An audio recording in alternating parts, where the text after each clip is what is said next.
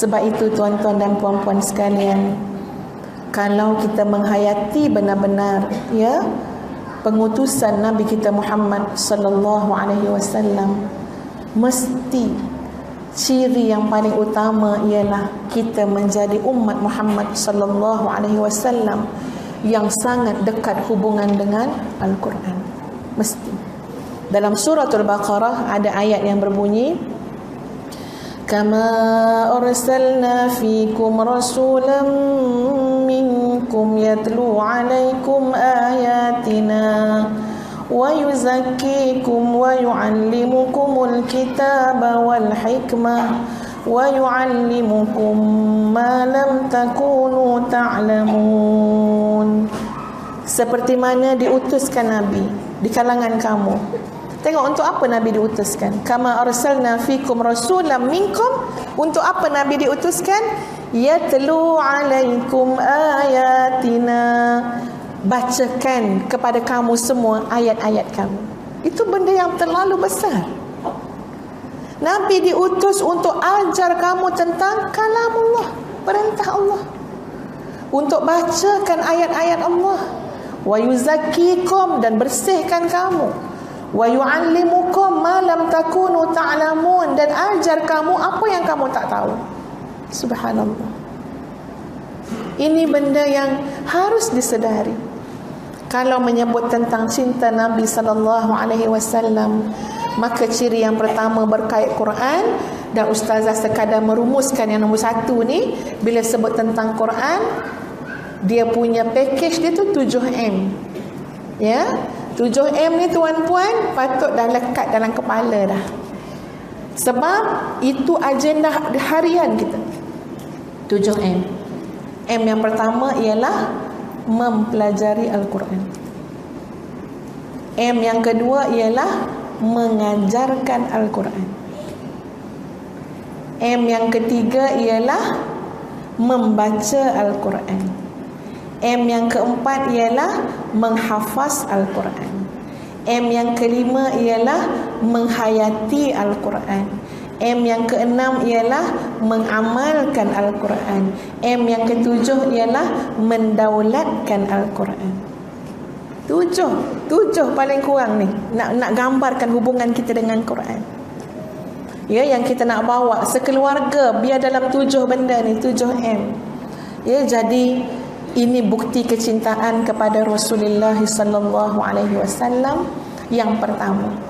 Yang kedua, muslimin muslimat yang dikasihi sekalian, yang kedua ini merujuk kepada satu situasi yang berlaku di antara Nabi sallallahu alaihi wasallam dengan seorang sahabat yang digelar Rabi'ah Ka'ab al-Aslami. Ka'ab al-Aslami ni nampak macam risau tuan-puan. Dia nampak muka tu macam ada problem. Nabi tanya, apa yang kau hajatkan? Ya, apa masalah kamu? Kamu ada hajat ke? Cakaplah dengan aku. Macam tu dah lebih kurang. Ya, maksud dia. Lalu katanya Ka'ab al-Aslami, aku ni tak ada benda yang aku runsing ya Rasulullah, kecuali aku selalu tertanya-tanya, apakah jika aku mati ataupun engkau wafat, maka berakhirlah pertemuan aku dengan kamu. Maksudnya masa dekat dunia aku boleh lihat kamu, boleh bersama kamu, ya. Kalau tension pun, tapi tengok wajah Nabi hilang segala-galanya, ya. Subhanallah. Jadi aku terfikir, apakah kalau aku meninggal ataupun kau wafat, habis dah, aku tak jumpa lagi dah kamu. Sebelum Ustazah habiskan cerita ni, teringat tuan-puan ya, nanti ingatkan balik kat mana Ustazah berhenti ya. Sebab 40-an ni dia selalu lupa ya. Tuan-puan, Ustazah pergi ke utara. Nanti ingat balik cerita tadi ya, sebab ini nak iklan ya, iklan nak masuk. Ustazah pergi utara. Dekat sana ada anak muda, 2 anak muda lah. Dia memang macam apa, kereta dia tu macam jadi kereta wakaf dah lah. Bawa ustaz-ustaz, ustazah kan, bawa syekh-syekh dalam dan luar negara, anak muda tu. Jadi termasuklah ustazah juga ya. Memang masa Ustazah duduk tu dia cakap macam ni, Ustazah, ini kereta ni, ya, disebut macam-macam nama yang duduk kat situ dah. Ya, Syekh itulah, Ustaz inilah, Mufti itulah, Imam ni, macam-macam lah, tuan guru. Dia kata bertuah, ya, bertuah anak muda ni. Sebab dia dapat menyantuni, ya, menyantuni tuan guru lah. Yang lain-lain tu kan bagus-bagus, yang soleh-soleh lah, tolak ustazah lah yang lain-lain tu, ya. Okey, bagus dia kata. Dia kata memang ustazah, dia cakap. Ada seorang tuan guru tu ustazah, dia kata, Ustaz takkan sebutkan nama lah kecuali dipaksa, ya. Ada seorang tuan guru tu, kami bawa dia ustazah. Ya Allah, bagusnya dia ustazah. Kami belajar banyak benda daripada dia ustazah. Banyaklah yang diceritakan ustazah, tapi Ustaz cuma nak cerita yang berkait dengan Nabi ni. Dia kata sebenarnya ustazah, kata kaum kerabat terdekat dia, ahli keluarga tuan guru tu, dia kata sebenarnya tuan guru tu dah tak sabar nak mati. Ayat dia macam tu dah dia cakap. Sebenarnya tuan guru tu tak sabar dah nak meninggal dunia. Ada tak orang Seri Pulai yang sama macam tuan guru tadi? Nak tanya dulu lah. Kok sama lah, saya pun tak sabar nak mati. Ada tak? Ya. Ustazah dengar takut. Ya. Ustazah nak cakap tak sabar nak mati. Ya Allah, banyaknya lagi tak selesai. Dia kata sebenar tuan guru tu dah tak sabar dah nak mati. Ustazah kata kenapa? Ya, tak sabar nak mati. Ustazah, ya, dia pergi berubat, dia pergi pergi berusaha untuk sembuh hanya kerana dia berharap hidupnya boleh dimanfaatkan. Kalau tanya lubuk hati dia paling dalam tu tak sabar nak mati. Kenapa? Sebab dia sudah terlalu kerap bermimpi bertemu dengan Nabi SAW. Sampai katanya Nabi lambai-lambai dah. Senyap sunyi kita orang dengar kat belakang orang pun. Aku ada juga mimpi orang lambai, ya. Tapi orang yang kita berhutang, tak bayar hutang, dia lambai-lambai kita nak mimpi, kan? Pagi esok puas mencari orang tu. Ini, ya Allah, sampai dia kata boleh kami cakap macam tu lah. Ni kaum kerabat dia kata macam dah lambai-lambai dah. Kau ikutkan memang ya Allah tak sabar dah nak mati. Kenapa? Sebab tak sabar nak jumpa Nabi. Ya.